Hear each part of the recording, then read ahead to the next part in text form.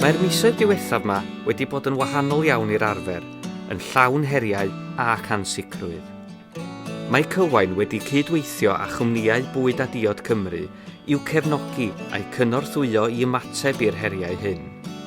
Mae map cynhyrchwyr Cywain yn tynnu sylw at y cyfoeth o fwyd a diod o safon sydd ar gael yma yng Nghymru, ac yn rhan o ymgyrch ehangach cefnogi lleol cefnogi Cymru a lanswyd dros yr haf.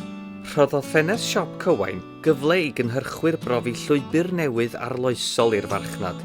Dyma fenter newydd i ni, a hynny mewn 5 lleoliad ar draws Cymru, yn arddangos cynnyrch safonol hyd at 100 o gynhyrchwyr.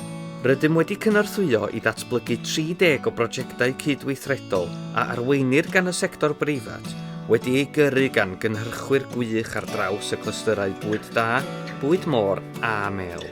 Daeth y clwstwr bwyd da a dros 50 o gynhyrchwyr ynghyd mewn cydweithrediad i greu hamperi bwyd a diod o Gymru i siopwyr yn y cyfnod yn arwain at y Nadolig.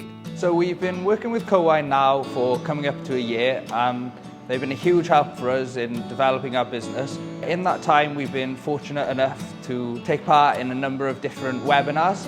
These have ranged from negotiating skills to financial advice to distribution. And we've really learned a lot over these webinars, and it's been amazing really to have access to experts in all different aspects of business, which just wouldn't be possible without Cywain really. Rydym wedi darparu 675 o ddyddiau hyfforddi, gan ddatblygu sgiliau 690 o bobl trwy webinarau a mentora rhithiol. Ymhlith y pynciau dan sylw oedd brandio, cynllunio ariannol, llunio rhagolygon llif arian, sgiliau negodi, dosbarthu a callforio.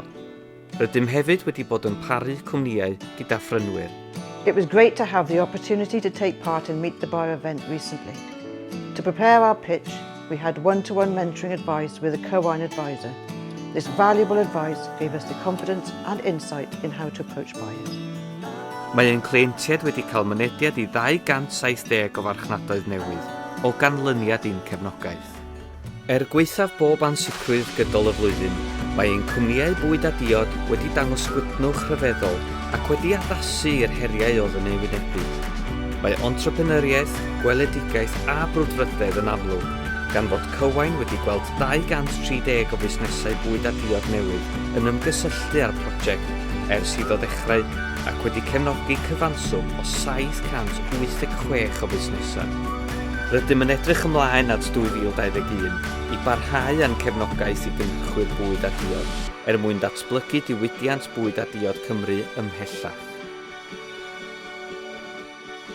Am ragor o wybodaeth am Cywain, ewch i cywain.cymru.